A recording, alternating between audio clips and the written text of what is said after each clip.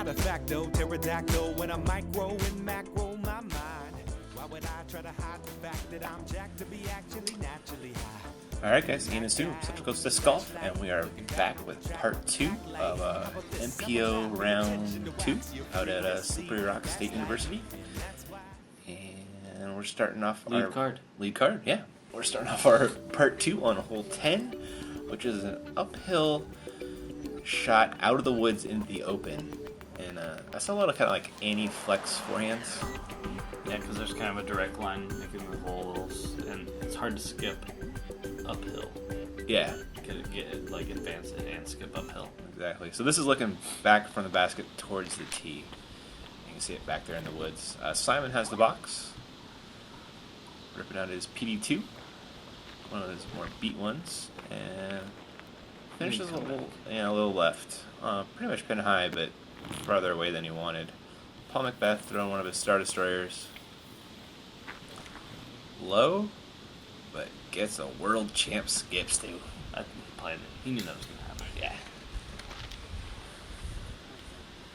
And Paul Ulibarri. Plays the more safe. Yeah, somebody's Perfect. closer. Nice shot. And looks like Calvin had a tree coming out, Stu. Yeah, trying to emulate that same line Yeah, it's a tight line. and just laid it a little high. So there's his layup for a 3, and this is Simon for a birdie. Not the headwind putt he wanted. No, tailwind, and it drops, Stu. So here is that headwind putt. Oh no. That one hurts, it looks like. It did, man. That leaked out am side even. Ooh, Calvin a little high, but still gets the par. Paul dropping deuce, and Paul dropping deuce. Also dropping deuce. Yeah. After the shortcomings on the front nine, it's good to pick up a couple strokes on Yeah. these last few holes for him. Mm-hmm. That's a short hole. They definitely want to get that one on the MPO lead card. Well, they almost want to get every hole on the MPO lead card. Yeah. Up next is hole 11. It's a par 5, 991 feet. Straight for a long way, then doglegs left and goes straight for a while. And there were some shenanigans on this hole with the Devin Owens card. There was people leaping cards and Yeah, Devin actually played perpendicular to the tee and went around the soccer field to the left. it was allowed, right? Yeah, it was ruled to be inbounds. Paul McBeth's drive. So the conventional lines are what we're going to be looking at. Yeah, we're not going to see any of that crazy lefty Devin shenanigans. That was a crush from Paul. Almost made the corner. Ulibarri.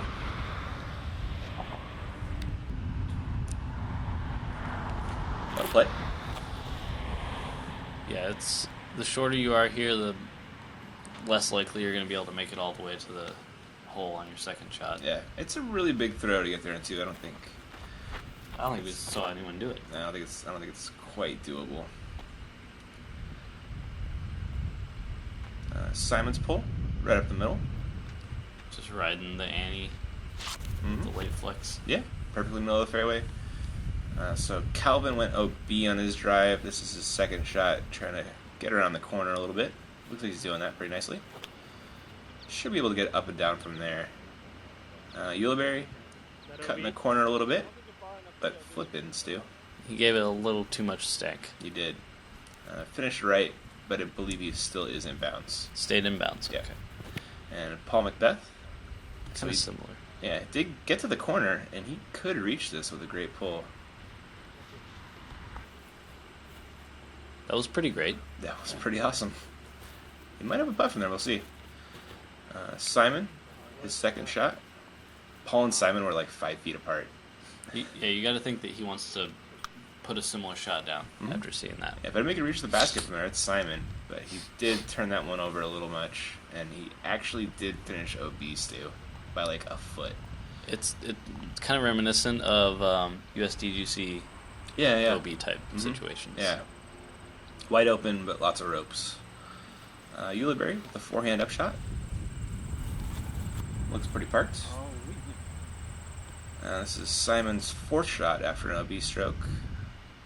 Just laying up for a 5. And this is Paul for eagle. I guess you can get there in two. Yeah, I mean, that was the definite putt action. Yeah. I wouldn't say it was a legitimate bid. Yeah. The odds were not in his favor. Right. Paul Ulibarri managed to save a par.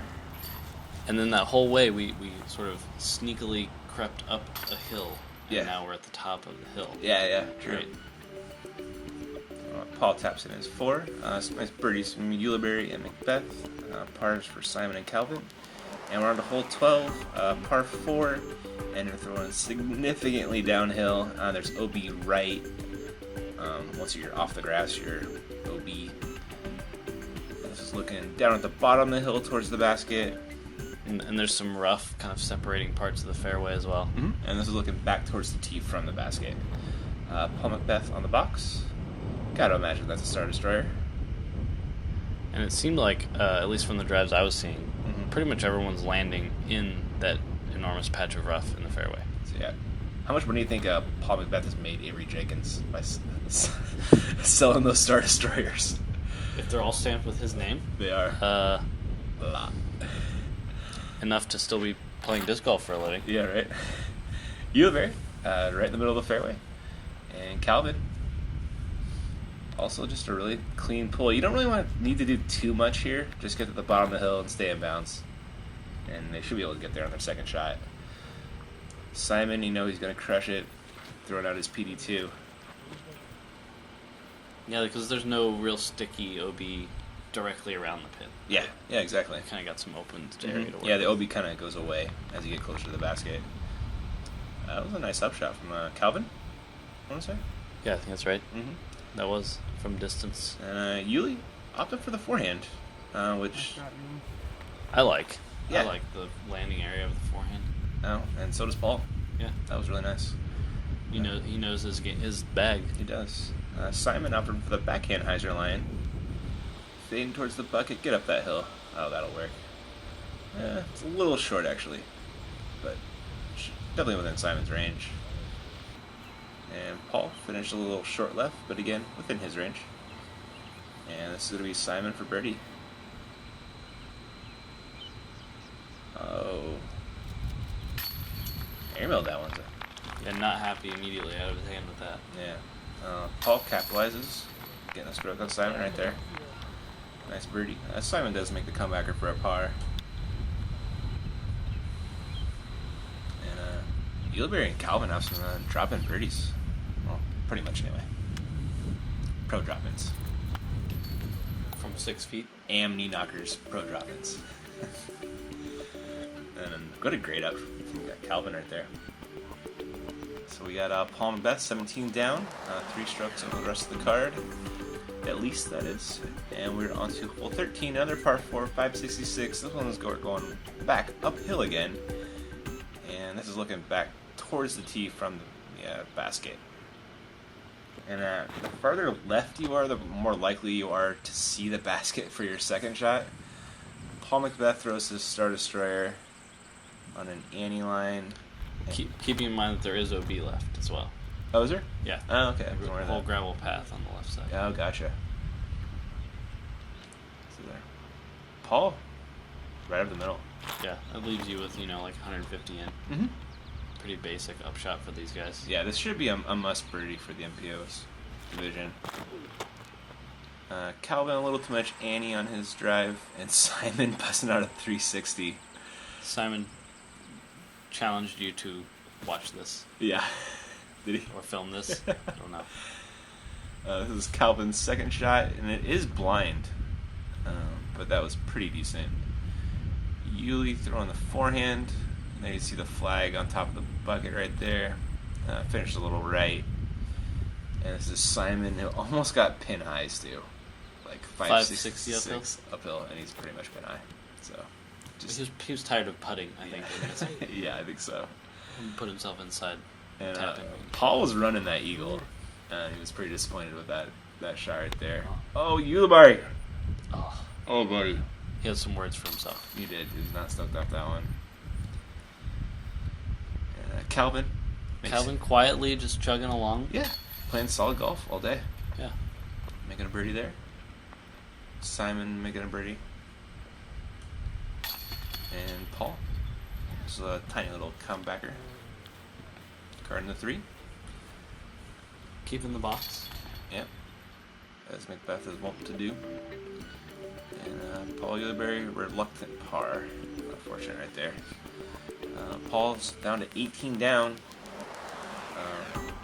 Will Shoestrick was doing some work on the chase card though. So, Yeah, he was creeping up pretty much from the get-go. yeah, he wasn't missing too many, as you'll see. We're on to hole 14, 312. This one's downhill, and you see where the basket's on the slope of that hill. There's OB to the right in the flat area. So you see a lot of forehands to stay away from the OB and fade in towards the hill. And I kind of like this line McBeth has taken too. Yeah, I think that's probably ideal. Yeah, the lower you hit on the hill, the less likely you are to roll out. And, wow, Calvin's stuck up top. And Simon throwing the backhand hyzer, hanging out over OB. That needs to get lefts too. And it doesn't. It didn't. No, that's an OB stroke. Ulibarri. I have to imagine Simon must have had success with that at some point in practice, right? Yeah, I'm sure that's the case. Paul getting a wicked roll out here. That is par for the course in this hole, though. Yeah, the 15-footer turns into a 40 for him. So that was Simon with his third throw after an OB stroke. Had to go a ways back down the fairway. Paul McBeth misses his birdie putts, too. And Don't slap the putting hand, Paul. Calvin misses his birdie bit as well. And this is going to be Simon to save a 4. And if he misses this, dude, it's going pretty far. Probably a rollout and probably not as close as he just was. Yeah, but fortunately made that putt. And I missed Paul's layup, and that was his par putt. And this is Calvin for par. And McBeth putting with a Star Destroyer. One is that short, you know. Yeah. And NBD. We got McBeth still 18 down. Calvin 13, Simon 13, Paul 14. And we are on to hole 15. It's a pretty big par 4. You're going to see kind of a mild hyzer off the tee, and then these guys are going to throw giant hyzers over the trees and hope to crash down towards the basket. It's really, also it feels like a pretty demanding tee shot. Yeah, I think so. And Paul McBeth has the box.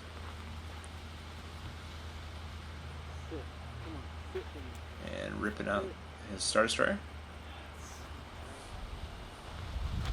And finished left. Slightly more left than he wanted, but still will have a line to approach the basket. Calvin, a little more up the gut, and that's a pretty good rip right there. Riding the OB. Mm-hmm. Yeah, there is OB right after you crest this hill. Paul Ulibarri, hanging it out there, keeping it in bounds. Not a bad spot at all. And Simon Lizotte. Licking his lips. Mm-hmm. He's playing something. He's ready to crush one. And his PD2 gets pretty far down the fairway. Simon's second shot, and this is what I'm talking about, this big hyzer over the trees and looking to just crash down and hopefully get close to the basket. It's kind of just down that tunnel. You see those people. That was you, actually, standing there. That was. At the mouth of the tunnel. It's about, let's say, 100 feet in the tunnel, something like that. Yeah, on holes like this, I did a lot more disc hunting than I did disc golf filming. Nice, dude. Calvin had a pretty beast drive. And just hanging it out over the trees and crashing down. I believe he finishes a little bit short lefts, too. Yeah, it's hard. It's almost impossible to get all the way back there. Yeah, you gotta have a chance at a birdie. And at your 3. Yeah. So this is gonna be Paul for a 3. Coming up just short. His upshot looked like it turned over a little more than he wanted. Yeah, with that understable destroyer you were talking about. Yeah, exactly. Calvin just laying up for a 4. And we are looking at... Who's in the woods? Simon. Simon, there we go. Oh, finishes... Had the height. Yeah, just left, though. And Yuli from a little bit closer. Got to drop in for a 4. Calvin makes his 4. Simon's going to make his 4. There it is. No big mistakes. Nothing too exciting. Yeah, true. Paul makes his. And I caught up with Marty Gregoire. Kept me updated on the scores, and look at Will. Will, the whole chase card just overtook the whole lead card. Yeah, pretty bananas. Will's 20 down at this point. 1 stroke ahead of Paul. Paul's got 4 in the card at least. We're on to hole 16, and one of the shorter holes on the entire course, I want to say, Stu. Yeah, it's short, and you can you have multiple lines you can take on it. Yeah, we saw some crazy spike hyzers or turnover Annies up the middle or forehands up the middle. Oh, sorry, Paul has the box. And throwing his Nova, but didn't get the turn he wanted to. Fought through a good little bit, but didn't leave him with a tap in. No, yeah, he's pin high, but off to the left. Calvin throws a nice looking forehand. There you go. That's skipping right towards the bucket. It's nice, but the margin is very small if you throw that overstable forehand. I think I like the play of the Uli better with just a moderately straight Little hyzer flip forehand. Yeah. And Simon's doing what Simon does, which is throw a hyzer over everything. And there it is. Almost got you, Stu. Again. And Paul for birdie. And I gotta think one of those trees is on the way or something. Cause, Yeah, rare chain out for him. yeah, that distance is pretty automatic for him. Simon makes the birdie. Ulibarri. That Annie putt goes in. And Calvin. Also a drop-in birdie. That was a great drive from him. Yeah. Because the green is pretty slippery as well. It is. I mean, I saw lots of them sliding past Yeah, it's on good lines. It's downsloped and hard pin. Nice birdies from everybody but Paul McBeth. And we are on to hole 17. Par 4. And you're going to see some crazy high Annie flex shots. And then you have to go through that layer of trees, which is right in the middle of the screen. And this is looking back through the trees towards the other fairway. And your second shot is really tough, Stu. Yeah, it really it's one of those spray and pray almost Yeah. type holes. And even if you do manage to get through the trees, you have to stop your disc before it goes down the hill that's right behind the basket. Calvin finished a little right. Ulibarri also finished, well, he actually finished on line just shorter than he wanted. And Simon is throwing an Annie that's flexing too early. And he's going to be in a denser part of the trees and going to have his work cut out for him, Stu. Advance to the furthest, but Yeah. at the expense of any None. further advancement. Yeah. Very well put. And Paul crushed one up there. And Calvin with his upshot. Oh, and hit one of those trees, guarding the bucket. So Simon is to the right of me is the basket, and Simon's going to try and get through these trees. Got most of the way through, but not far enough to make a birdie. And this is Paul McBeth. Throwing the Annie. That was a monster drive, Stu. Yeah, I have to imagine that was one of the shortest upshots. Yeah, you don't Of see the day. you don't see too many discs in the bushes that far right. Calvin just laid up for a 4, and that was Simon just laying up for a 4, and Paul went long on his upshot and has this comebacker. It's one of the few places where it's not guarded by some OB or rough or anything. You just have a long comebacker. Yeah, exactly. It is what it is. Simon makes his putt for a 4. Paul tapping in his. That was a 3, right? Yeah, Yeah. a rare 3. Yeah, don't see too many for sure. Oh. And Calvin and Paul dropping it. Hey. These are friendly Canadian Central Coast Disc Golf fans. Canadian sighting. Yeah, friendly Canadians. Friendly. That's like a redundant, right? Yeah, I don't. Yeah. You don't need to say that. Yeah, exactly. You could just say Canadian. People assume. Yeah. But they're disc golf fans, so they're awesome people too. We're on to hole 18, 465, par 4. That was the look from the landing zone off your drive. And this is looking back towards the basket, and this is looking back towards the tee from the basket. And your second shot, you're throwing over water pretty much the entire way. It's a weird setup because it's like two 50%, 60% shots for these guys. Yeah, it actually is, right? Instead of 100 and then a layup. right. Yeah. And there is OB left. Calvin playing the bank shot off the dorm. That'll play. He must have something against Slippery Rock University. Well, he's a Gator, so maybe Probably. they're not rivals though. Okay. No, Yeah. I got nothing on that one. Simon taking the backhand hyzer line, and looks like that'll work as long as it sits down, and he's getting the right colored flag. Uli throwing the forehand. The shape almost forces a forehand approach in most scenarios. Yeah, if you don't finish far enough left, you're gonna be throwing a forehand. And the island is a lot smaller than it looks. It is, yeah. As well. So just hitting it like these guys are is a feat. Calvin on the peninsula, flirting with that pond. And Paul finished far enough left. He's got a look at it with his Nova. And I thought that was going to go in the water, and then it just kind of rose up and parked itself. Yeah.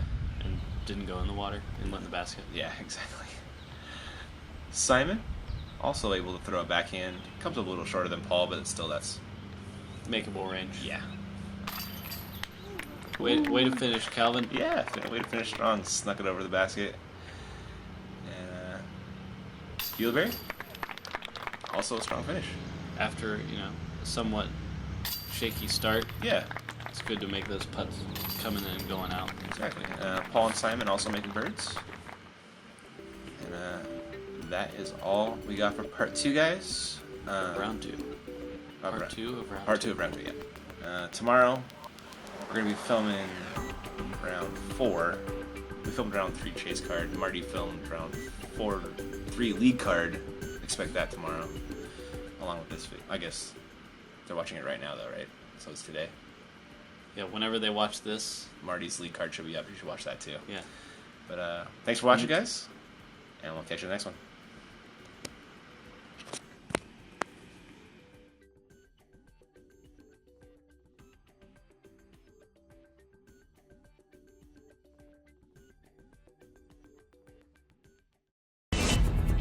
Disc golf is in the air.